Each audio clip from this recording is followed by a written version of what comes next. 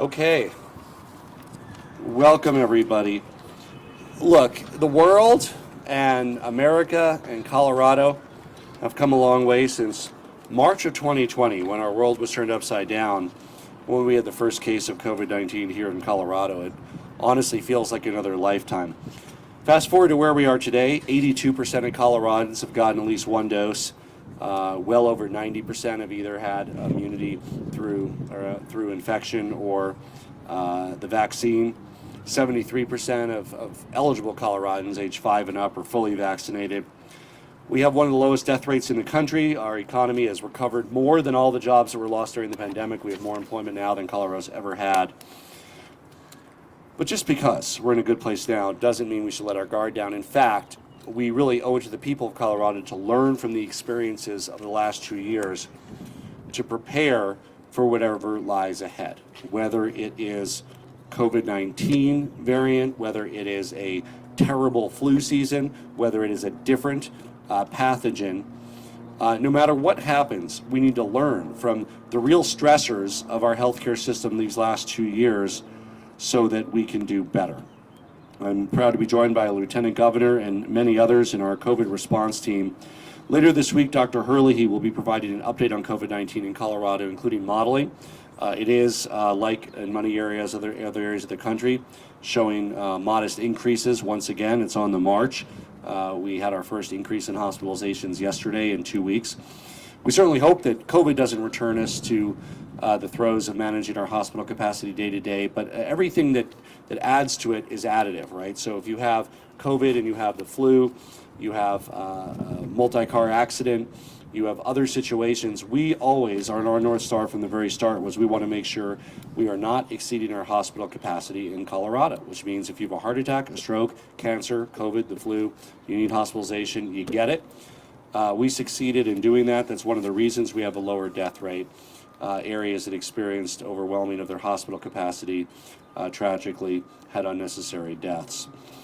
Earlier this year, we announced our roadmap to moving Colorado forward, our detailed plan for the path to preparing and learning from the last 2 years so that we never face those kinds of awful choices that we faced in the past again. And some of those recommendations are directed at the federal government. We have shared those with the National COVID Response Team. Others are really recommendations for the state. And today, we're very proud to announce with thoughtful members of our legislative leadership a very strong package of COVID readiness legislation. More than just COVID, it's really about healthcare readiness legislation, because I mentioned COVID is additive to whatever else is going on. It may very well be COVID that increases again. We hope not to the levels it was, but there are many other potential threats out there. And we want to take these recommendations into action. 3 critical areas that we outlined that we won't need to take action on are ensuring that healthcare systems have an adequate supply of the critical supplies like PPE. We all remember those early days. One of the reasons that the country had to take the extreme steps it did is literally there were no masks and gowns at hospitals. There were no supplies to be able to treat patients safely. We cannot let that hold us back again. We need to make sure we are ready for whatever lies ahead. The state and the country burned through the PPE stockpile in a matter of days after that first diagnosis. And so we need to make sure that going forward we have supplies.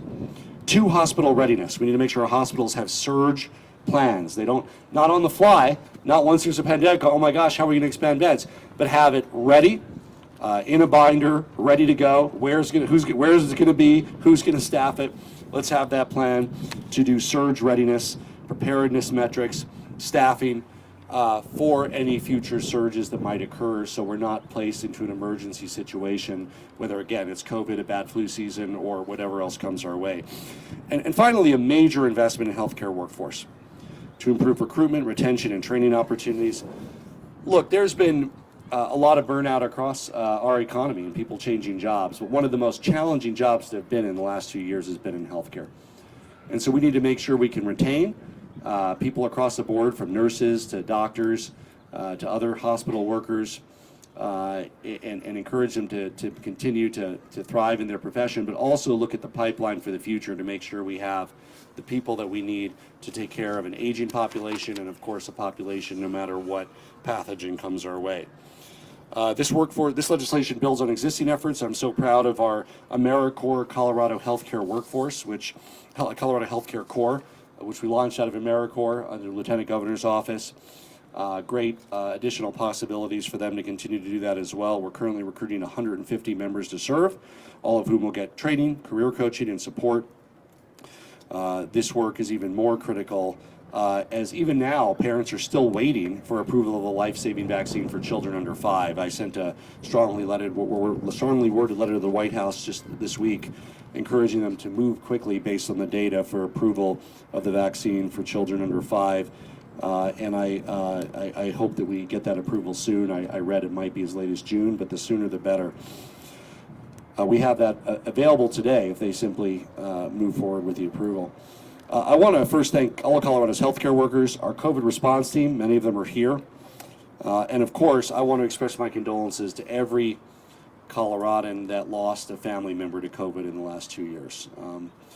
This has been a difficult time. I lost 2 friends to COVID. I think that it's touched almost all of us with either people who have experienced severe illness or in the worst cases haven't made it. I also want to thank our legislative champions who have championed the efforts both during the crisis and now to prevent future crises, including Representative Mullica, Representative McCluskey, Senator Jaquez Lewis. I also want to thank our speakers, an ICU nurse, Hannah Warnicki from the Colorado Nurses, Allison Trope, an emergency department doctor. You know, turning these bills into law means Colorado will not be starting at square one if or when another surge of COVID or another pandemic comes to our state. We want to have the foresight not to be caught flat-footed again, as our nation and the world were in the early days of COVID-19. We will be ready to respond, to manage the situation, to avoid overcrowding our hospitals, and these efforts will once again show that Colorado is leading the way in thoughtfully incorporating the lessons of the last 2 years into policies that will prevent future emergencies, hopefully making Colorado a model for the country in COVID and pandemic preparedness. And now I'm honored to introduce one of our leaders in the state legislature on this topic, and a nurse himself, Representative Kyle Mullica.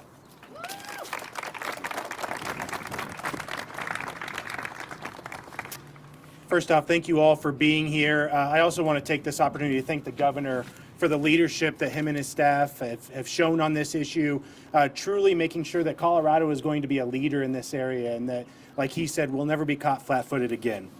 I wanted to start off here with you before I get into the bills of sharing my story, of working on the front lines the last 2 years, of being there the day after that we went into adjournment here, going back into the ER and seeing that fear in my colleagues' eyes in the ER, not knowing what we were having to deal with. But in addition to that fear, not having the supplies to potentially protect ourselves, having to reuse N95 masks, seeing some nurses and respiratory therapists having to utilize trash bags to protect themselves. And that's not all right. That's unacceptable. And that's what we're trying to do here is we're going to make sure that that never happens again and that Colorado's prepared.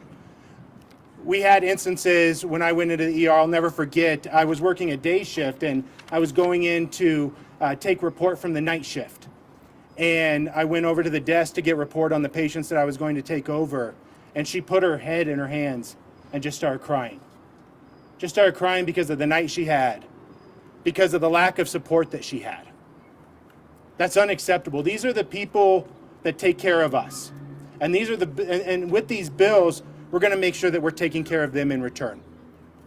The bills that we're looking at doing, the bills that you're going to see introduced are not only around PPE. The PPE bill is already in the system where we're going to make sure that Colorado's prepared, that we have a stockpile so that we don't have to rely on somewhere else or someone else to provide that we can wait for that stockpile to build up and for that pipeline to build up so that we can make sure that not only our healthcare workers are protected, but the public's protected. In that bill, you'll see that the Department of Safety can send those materials and that PPE out to our teachers, out to our community, make sure that they're protected as well. But more importantly, what we're doing is we're making a historical investment in our workforce. We know that in Colorado over the next 5 years, that we're going to be short 10,000 nurses and 54,000 auxiliary staff, so our CNAs and our EMTs.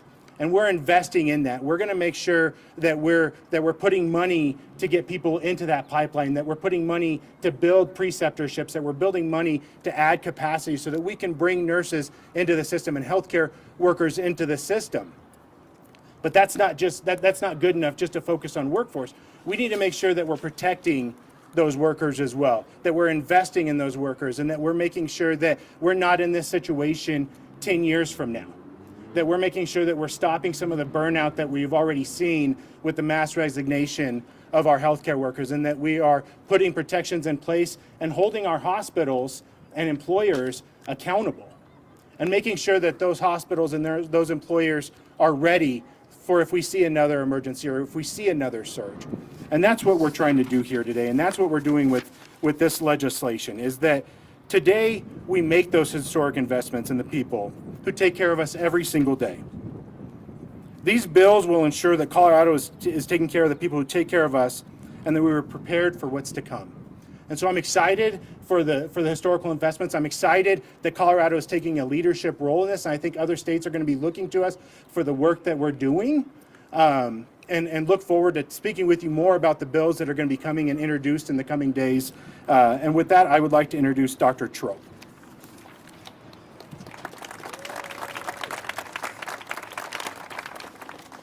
Good afternoon. Thank you, Governor Polis, for the opportunity to speak today.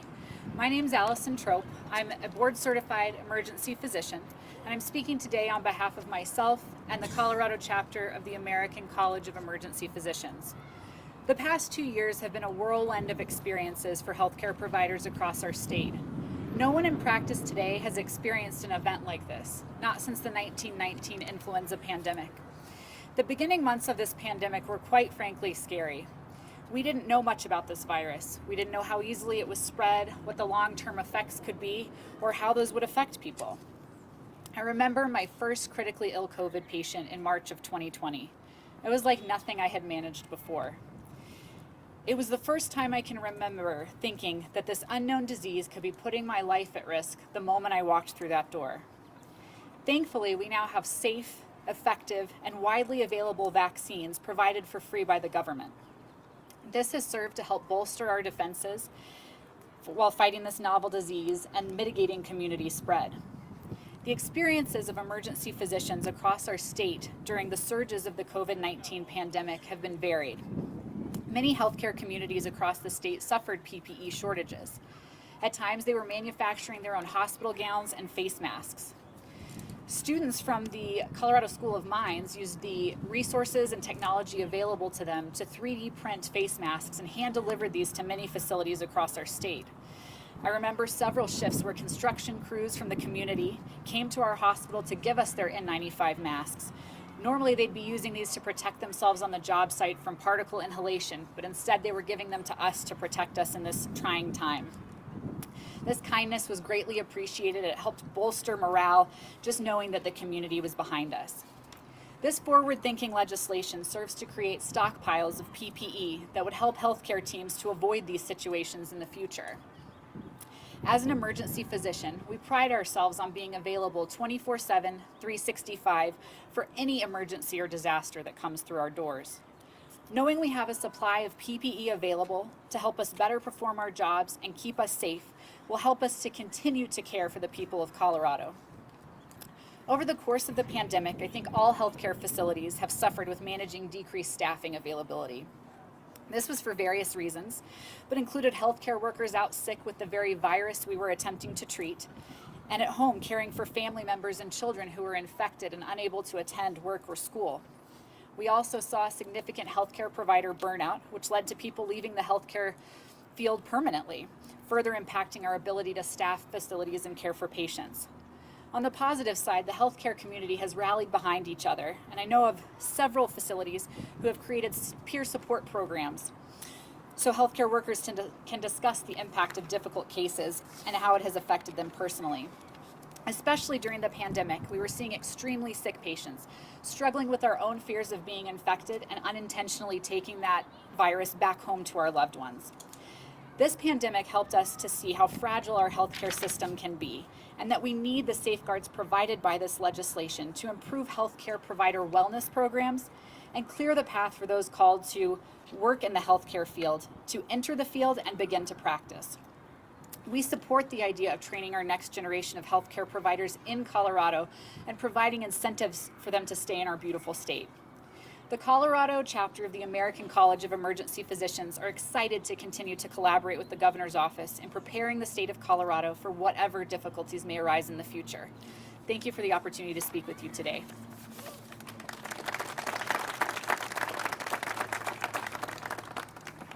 Hi, everyone. Good afternoon. My name is Senator Hawkins Lewis, Sonia. I represent Senate District 17, that's Eastern Boulder County.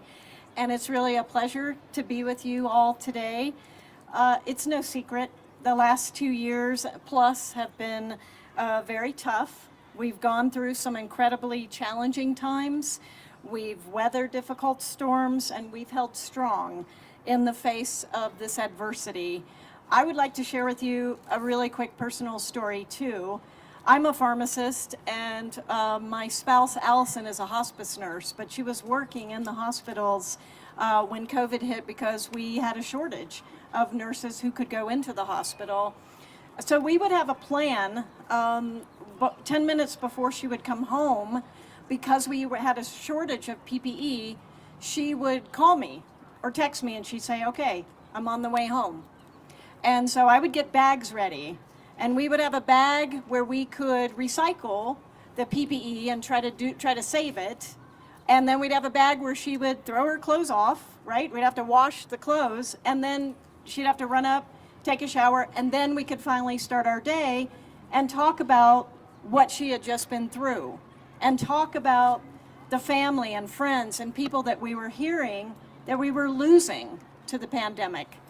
I lost one of my cousins, Don Vahil, who in Lafayette, who was one of the first people to die in Boulder County from COVID.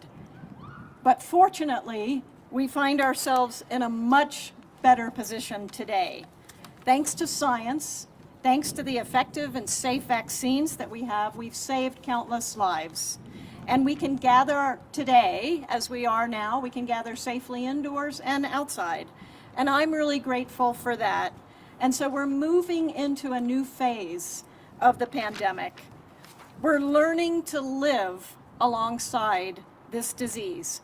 And we're taking steps to mitigate and to continue to balance our return to our regular daily activities, keeping ourselves, at the same time, keeping ourselves and our families and our communities safe.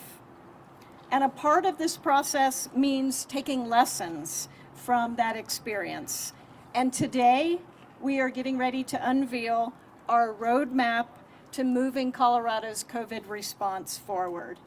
I am so proud to be sponsoring 2 bills to invest in Colorado's provider workforce and to better prepare and equip our healthcare heroes. A bill I'm working on with Rep. Mullica will expand and invest in the number of healthcare workers and especially nurses in Colorado. I'd like to tell you just a little bit about that bill.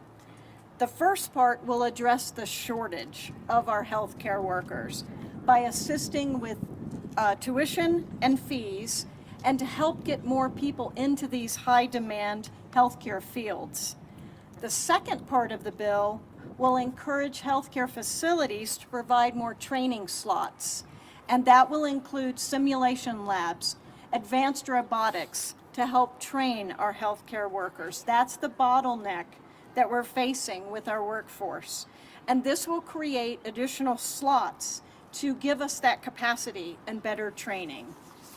And finally, many of us were really affected emotionally and physically during the pandemic.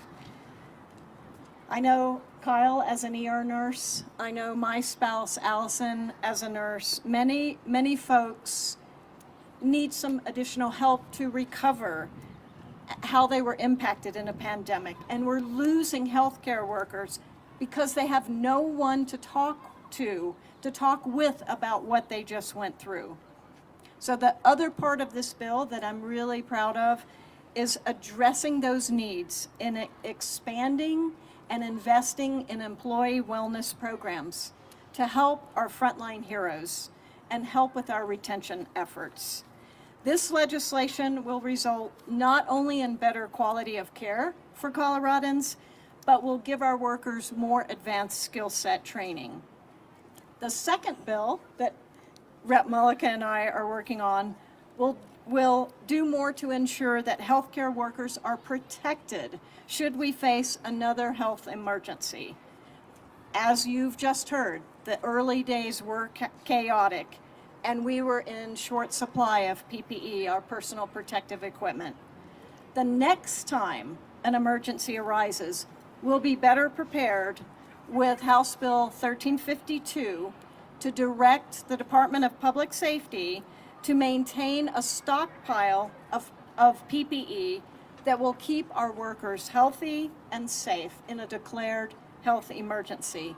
We will have the masks, we will have the gowns, we will have the gloves to keep our workers safe, and we will have emergency supplies that we need. Thank you, and I'd like to bring up Hannah Mordecai.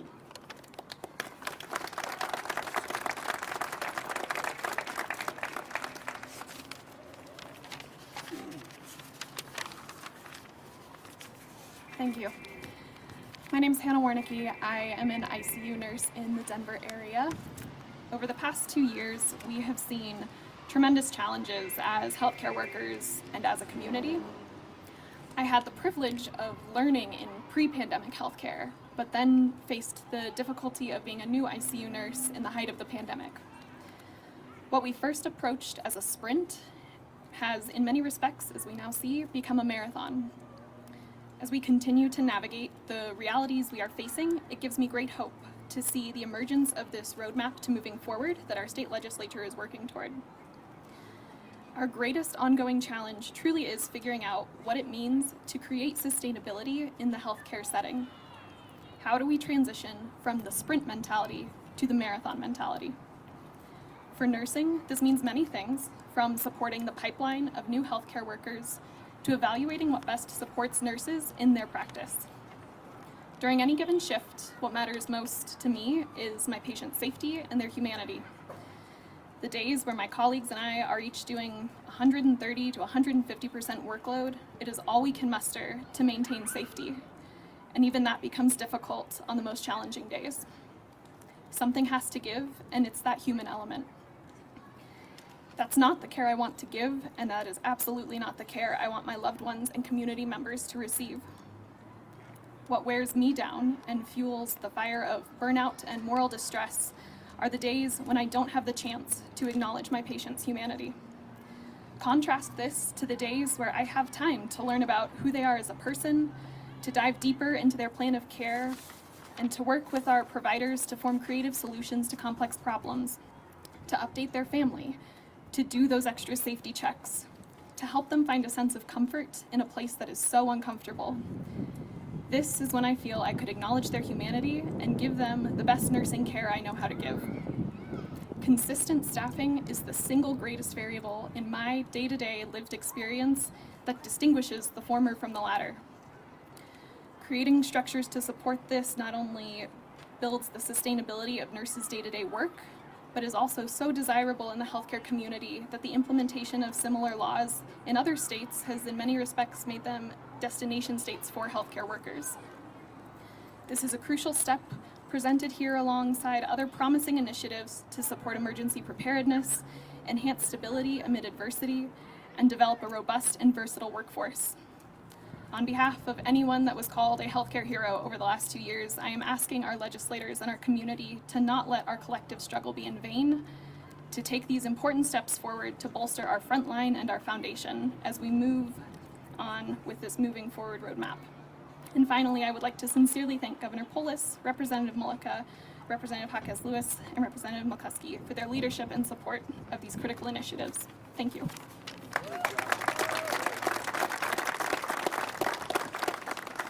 That was powerful. First, my thanks to Governor Polis, Lieutenant Governor Primavera, Senator Jaquez Lewis, Representative Mullica. It is an honor to serve with you and to be working on such an important moment in Colorado's history. I also want to give my thanks to the local public health leaders and staff, the healthcare workers along the Western Slope and in rural Colorado, and particularly our rural hospitals. You know, the Colorado's rural hospitals endured tremendous pressure, particularly at the start of the pandemic. We know that rural providers in general face very unique challenges and workforce shortages that are extraordinary. They're exacerbated by the high cost of living in our regions and higher costs for care and housing and everything else.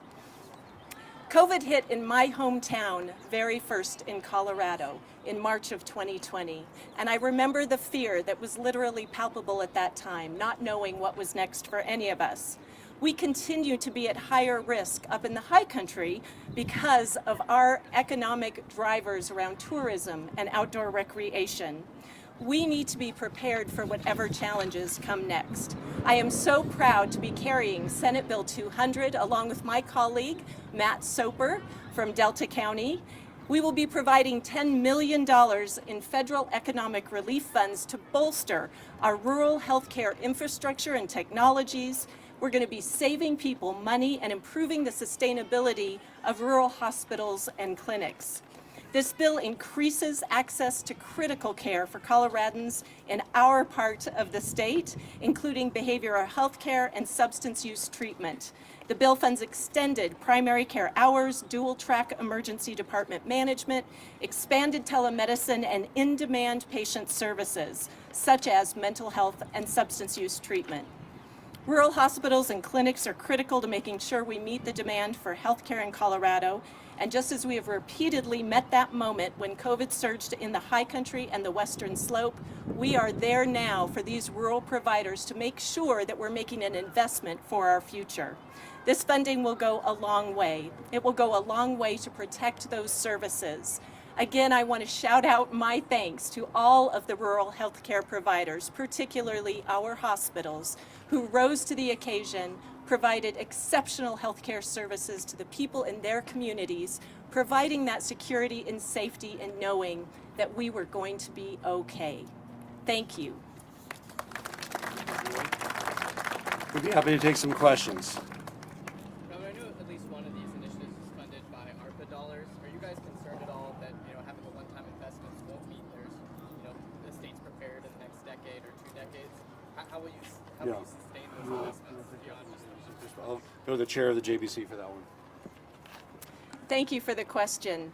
You know, the one advantage of having this infusion of ARPA dollars at this stage of the game is it allows for us to make infrastructure, technology investments that aren't necessarily ongoing costs. For our rural hospitals in particular, where we're putting some of these federal funds, these are investments that are long overdue.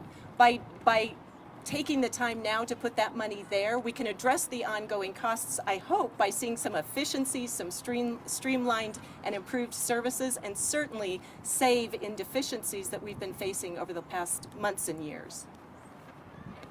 Could you talk a little bit more, Representative Senator, about the workforce bill? I mean, where's the money coming from? How much is it? And exactly how much are you helping to pay tuition that it will get people into the system?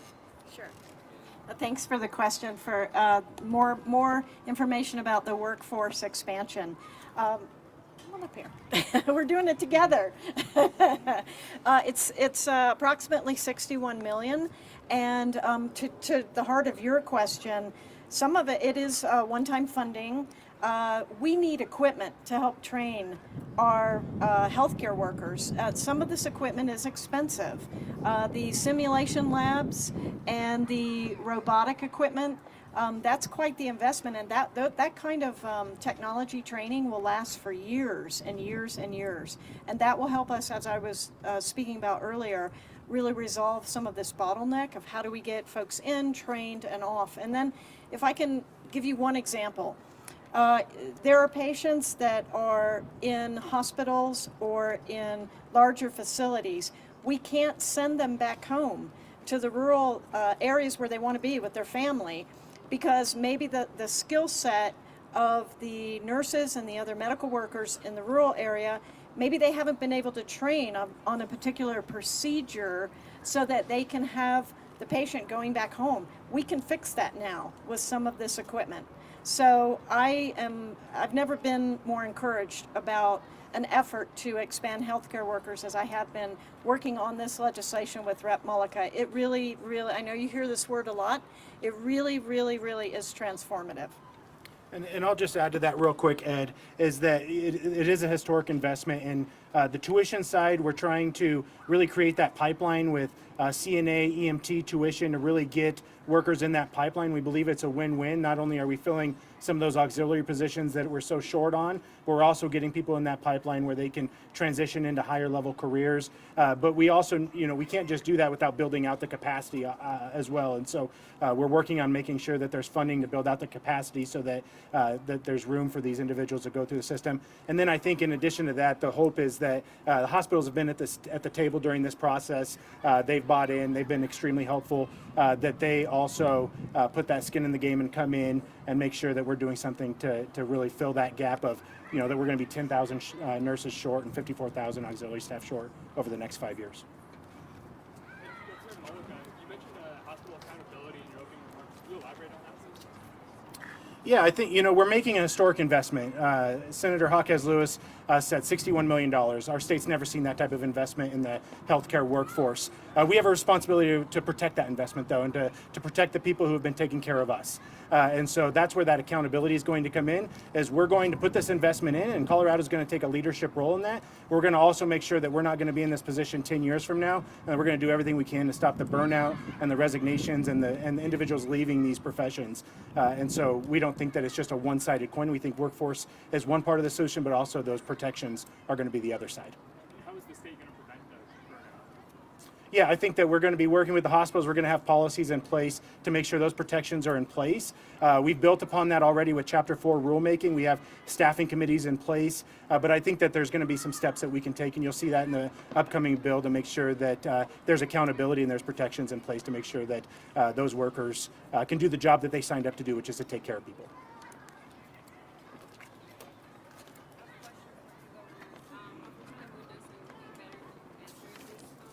See? So my question is, ¿cómo crees que estar preparados para cualquier circunstancia ayuda a una mejor economía o al crecimiento de la economía?